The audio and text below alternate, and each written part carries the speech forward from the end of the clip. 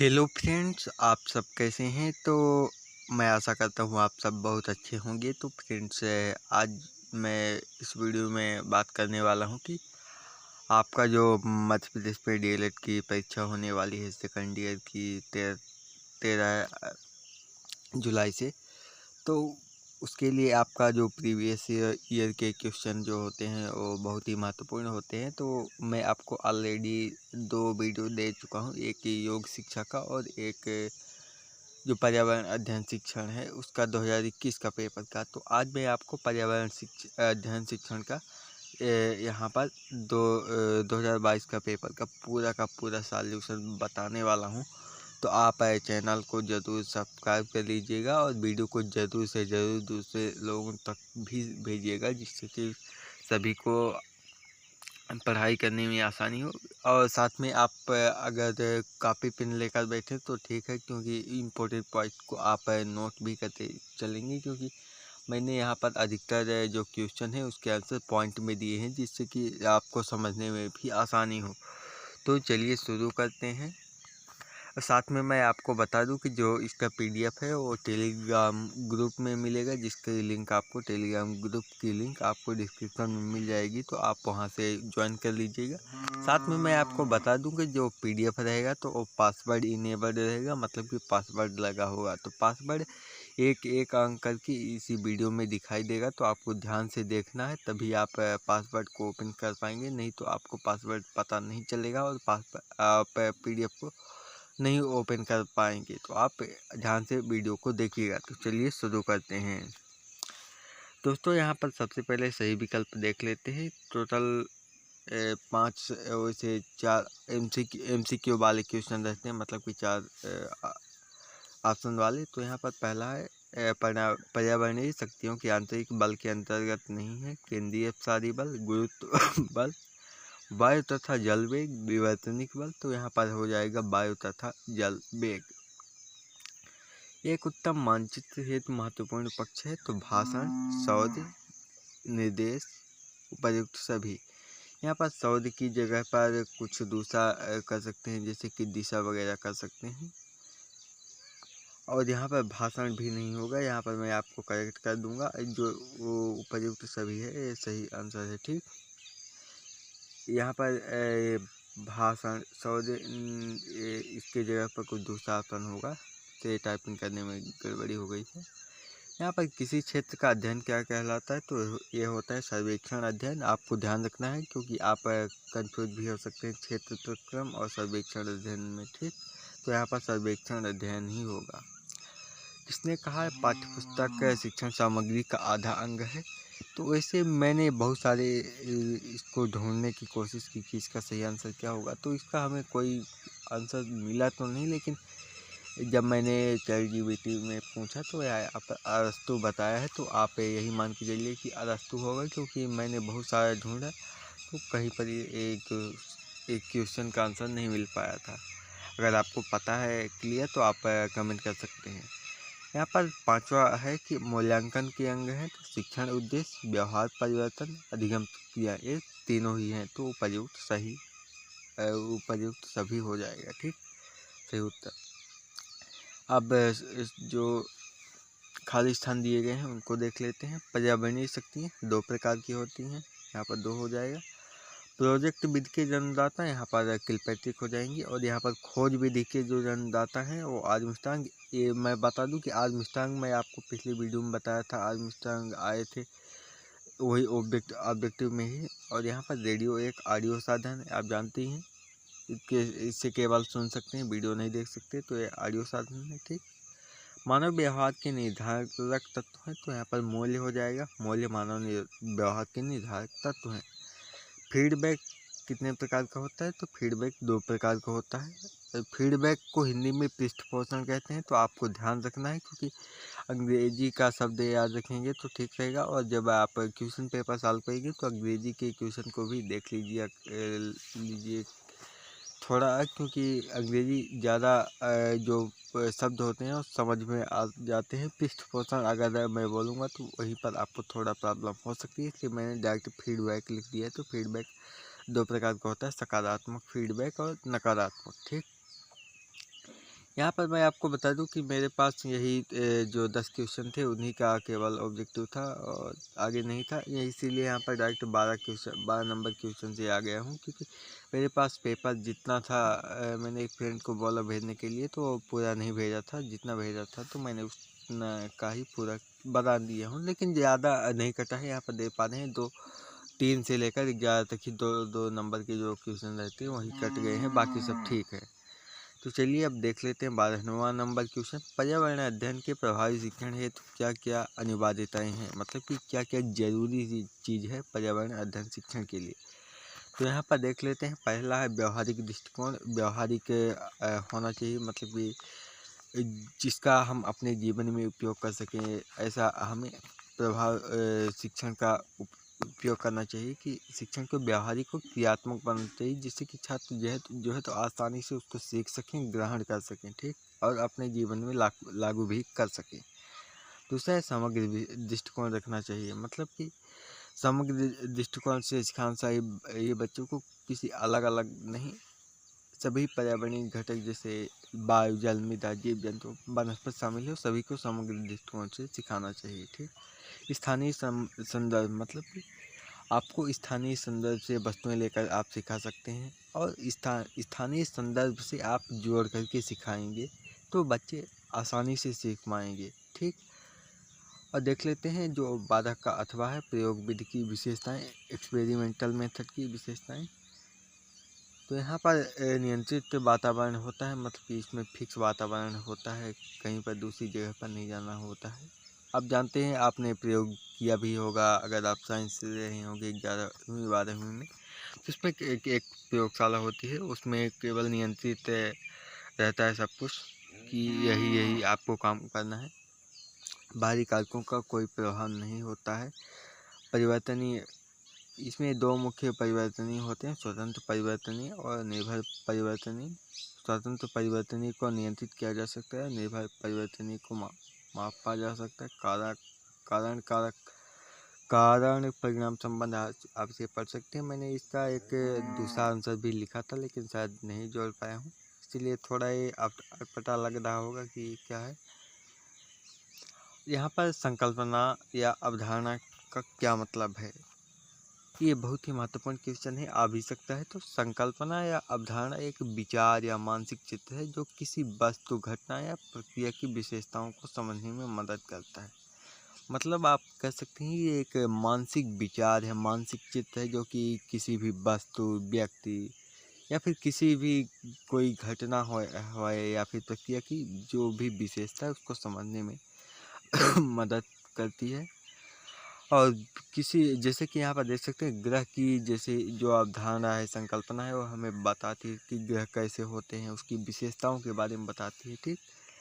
देख लेते हैं 13वें का अथवा शिक्षण अधिगम सामग्री, यानी कि टीचिंग लर्निंग मटेरियल जिससे कि आप TLM के नाम से भी जानते हैं। तो उसकी उपयोगिता क्या है, तो उससे बहुत ही उससे छात्रों में आप रुचि डेवलप कर सकते हैं, और दूसरा कक्षा को क्रियाशील बना सकते हैं, सक्रिय बना सकते हैं, और शिक्षक जो छात्र हैं उनको भी शिक्षण प्रक्रिया में लगाए रह सकते हैं। छात्र बोर नहीं होंगे, उसमें बच्चों में स्मरण शक्ति उत्पन्न कर सकते हैं, बच्चों की भी सहभागिता हो सकती है। इस तरह से आप बहुत सारे लिख सकते हैं।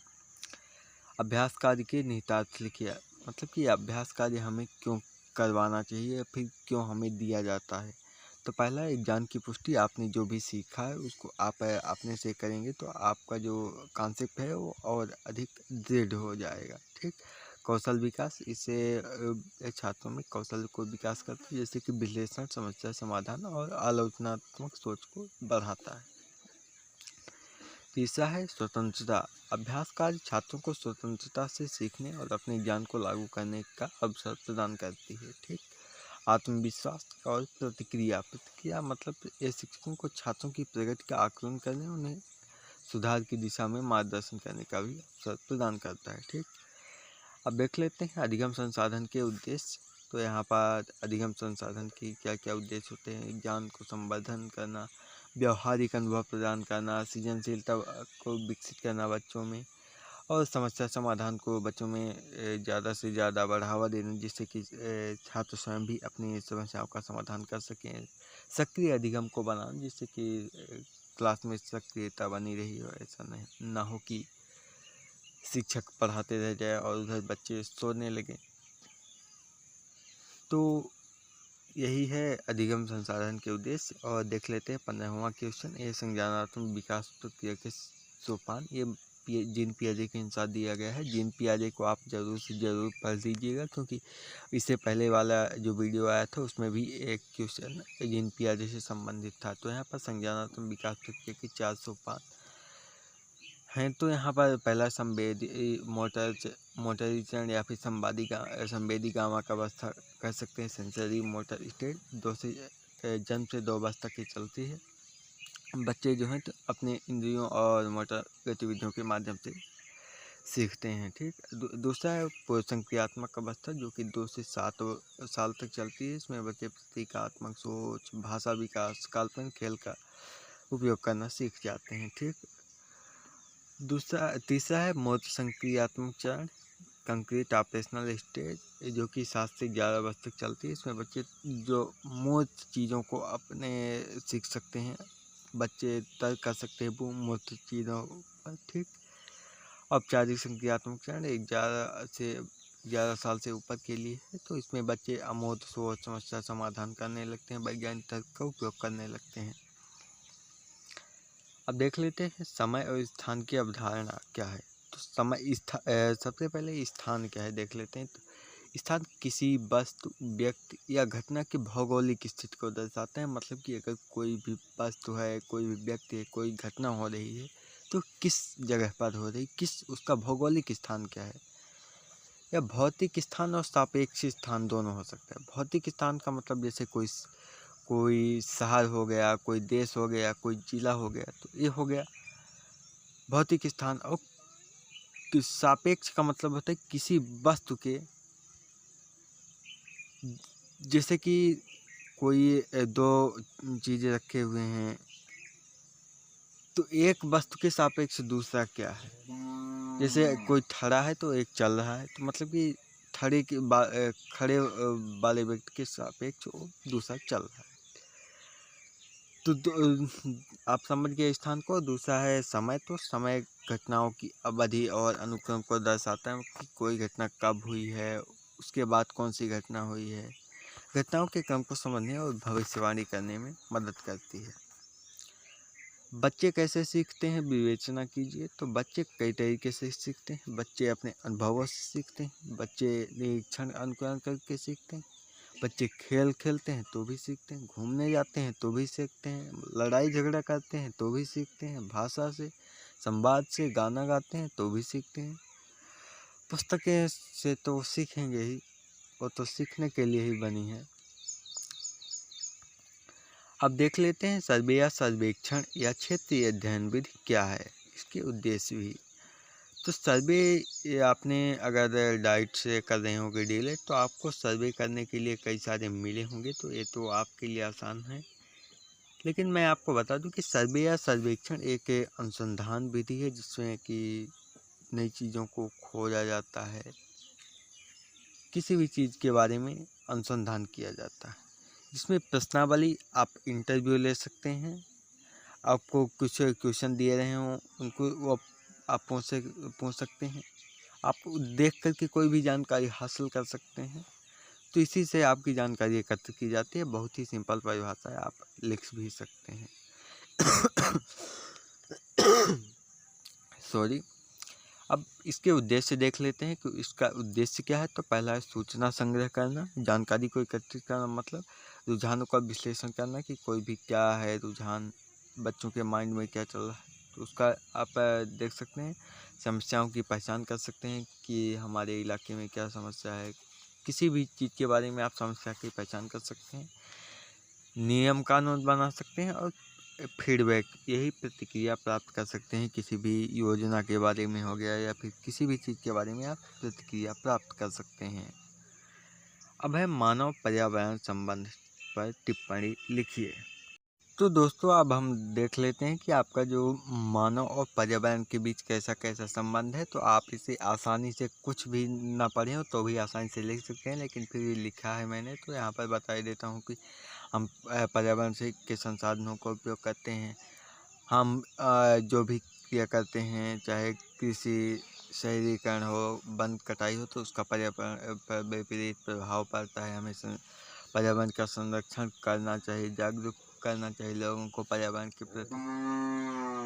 प्रदूषण भी पर्यावरण पर बहुत ज़्यादा प्रभाव डाल रहा है। आप यहाँ पर देखते ही हैं कि दिल्ली में बहुत ज़्यादा प्रदूषण है, वायु प्रदूषण है। जलवायु परिवर्तन यहाँ पर देख पा रहे हैं। और यहाँ पर इसमें तो कुछ ज़्यादा बताना नहीं था। आप देख लेते हैं पर्यावरण के भौतिक तत्व कौन कौन से हैं। तो इसमें भी कोई फिक्स भौतिक तत्व नहीं, आप बहुत सारे लिख सकते हैं। जल, जंगल, ज़मीन, आप पहाड़, संसाधनों के नाम लिख सकते हैं। यहाँ पर देख सकते हैं मृदा, जल, वायु, पर्वत और भू आकृतियाँ, वनस्पति, पेड़ पौधे, खनिज, ये सब हैं। ठीक। प्राथमिक स्तर पर बच्चों के ज्ञान की प्रकृति और सीमाएं स्पष्ट कीजिए। ये बहुत ही महत्वपूर्ण क्वेश्चन है, आ भी सकता है, देख लेते हैं। पहला तो जो छोटे बच्चे होते हैं, प्राथमिक स्तर के बच्चे, उनके सीमित ध्यान अवधि होते हैं। मतलब कि थोड़ा भी कुछ हुआ तो उनका ध्यान विचलित हो जाता है। इसलिए उनको बहुत ज़्यादा ध्यान रखना पड़ता है कि उनका ध्यान विचलित ना हो। छोटी छोटी चीज़ों से उनका ध्यान विचलित होता रहता है। उनकी ठोस सोच होती है, मतलब कि अमूर्त रूप से नहीं सोच सकते, क्रिटिकल थिंकिंग नहीं कर सकते हैं। और जो हमारे सामने वस्तु होगी मूर्त रूप में, उसी को वो समझ सकते हैं और अनुभव कर सकते हैं। सामान्यीकरण की कठिनाई होती है बच्चों में, और उनकी शब्दावली बहुत ही कम होती है। वोकेबुलरी, एक ही शब्दों को बोलने का प्रयास करते हैं, क्योंकि उनके अब समझ सकते हैं कि 7-8 साल के बच्चे में कितने ज़्यादा ही शब्दावली होगी। तो उन्हीं शब्दावली से वो काम चलाते हैं। उनकी शब्दावली उस टाइम पर विकसित हो रही होती है। अनुभव की कमी होती है, वो छोटे बच्चे होते हैं, उनके कम अनुभव होता है, जिससे कि उनको सीखने में कठिनाई होती है। यहाँ पर देख लेते हैं विषयों के सामान्य की शिक्षण के विभिन्न अध्यायों का वर्णन कीजिए। यहाँ पर फिर से वही दे दिया है जो पियाजे के 4 स्टेज हैं, जो कि मैंने आपको बता दिया है 4। तो आप उसको पढ़ लीजिएगा, आप चाहें तो यहाँ से भी पढ़ सकते हैं। दृश्य और सभ्य संसाधन का, दृश्य का मतलब होता है कि आपके सामने जो सिर्फ दिखाई दे, जिससे कि आप सिर्फ देख करके सीख सकते हैं, तो है दृश्य संसाधन। जैसे कि चित्र, फोटोग्राफ, कोई भी मॉडल हो गया, chart, graph, model, flash card. तो आप इसे सिर्फ देख करके। और सभ्य संसाधन मतलब कि जिससे कि आप सिर्फ सुन करके, जैसे कि रेडियो हो गया, कोई टेप रिकॉर्डर हो गया, संगीत, नाच गाने। नाच तो खैर उसमें आ जाएगा दृश्य में, लेकिन गाना हो गया तो गीत संगीत तो ये हो जाएगा सभ्य संसाधन में। और दृश्य सभ्य संसाधन क्या है, तो इसमें जो जिससे कि आपको सुनने को भी मिले और देखने को भी मिले। जैसे कि आप यहाँ पर एक वीडियो देख रहे हैं तो मेरी आवाज़ भी सुन रहे हैं, और आप देख भी रहे हैं इस स्क्रीन को। तो यहाँ पर दृश्य सभ्य हो गया। कोई भी वीडियो, फिल्में, प्रेजेंटेशन, ये हो सकता है। ठीक। और पुस्तकालय का संगठन और महत्व। संगठन का मतलब होता है कि उसमें कैसी संरचना होती है। पहला है कृषकता, मतलब कि यह पुस्तकालय को है तो योजनाबद्ध तरीके से व्यवस्थित किया जाता है, जिससे कि हमें पुस्तकों को ढूंढने में आसानी हो। पुस्तकों को जो है तो श्रेणीकरण में विभक्त किया जाता है, बांटा जाता है। उसके बाद सूचना प्रबंधन, मतलब कि जिससे कि आप सारी सूचनाएं एक ही जगह पर लगी रहती है पुस्तकों से संबंधित, जिससे कि आपको ढूंढने में आसानी हो। उसके बाद पुस्तकालय अध्यक्ष, उसके एक पुस्तकालयों का रख रखाव के लिए एक अध्यक्ष भी होता है, जो कि उसका पुस्तकालय का संचालन करता है। उसके बाद पुस्तकालय का महत्व क्या है, इसको देख लेते हैं। तो पुस्तकालय बहुत सारी किताबें होती हैं, जिससे कि वो ज्ञान का एक बहुत बड़ा स्रोत होता है। और दूसरा है सूचना का भंडार होता है, बहुत सारी सूचनाएं होती है। पाठन को प्रोत्साहन मिलता है। समुदाय सेवा समुदाय के लोगों के लिए होती है, समुदाय के लिए साझा संसाधन होता है, ठीक। शैक्षणिक सहायता मिलती है।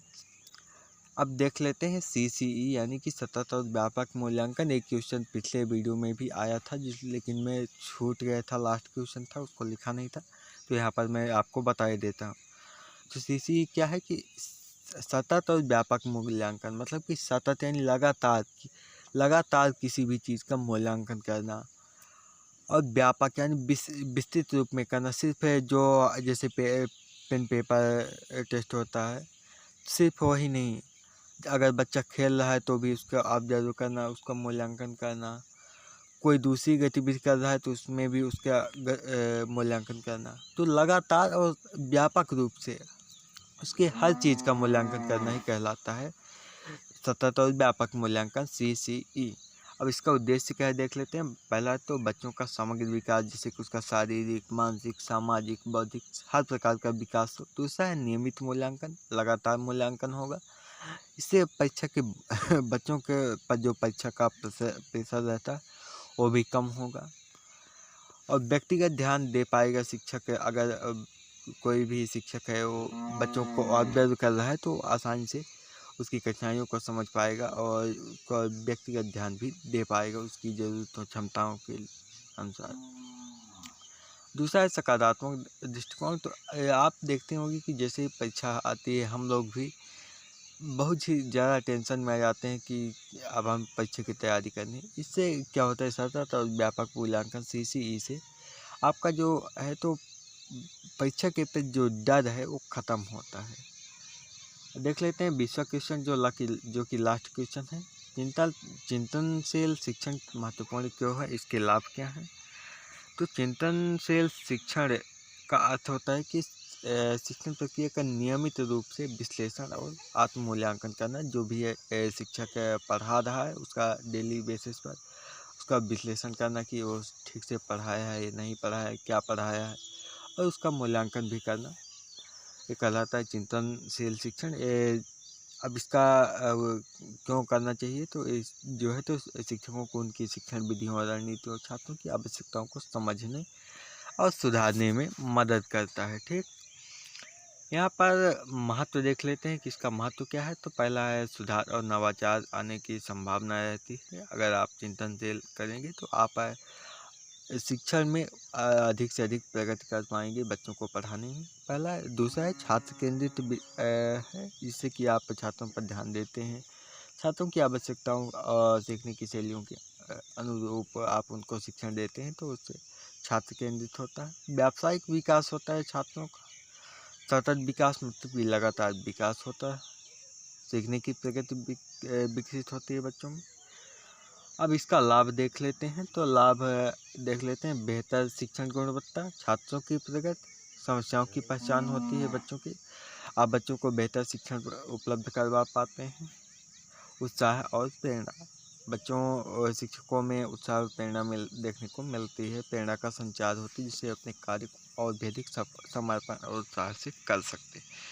तो फ्रेंड्स यही थी आज की वीडियो में। थोड़ा वीडियो है तो लंबी ही, लेकिन मैंने आपको जानकारी दे दी। साथ में अगर आपने यहाँ तक देख ही लिया है तो मैं आपको डायरेक्ट PDF का पासवर्ड बता रहा हूँ। तो जो PDF का पासवर्ड है वो जो है 2005 2005, ठीक। 2005 ही इसका जो पासवर्ड है। तो आप इसका PDF को डाउनलोड कर सकते हैं। परीक्षा के टाइम पर आप देख सकते हैं। वैसे तो परीक्षा आ गई है। अगर आप किसी दूसरे सब्जेक्ट का चाहते हैं तो आप ज़रूर कमेंट कीजिएगा, मैं आपको उसका वीडियो बना दूंगा। बाकी मैं अपने से तो वीडियो बनाता ही रहूँगा अलग अलग सब्जेक्ट का, लेकिन आप जिस भी सब्जेक्ट का चाहेंगे तो आप कमेंट कीजिएगा, मैं उस पर वीडियो बना दूंगा। तो चलिए मिलते हैं नेक्स्ट वीडियो में। जय हिंद, जय भारत।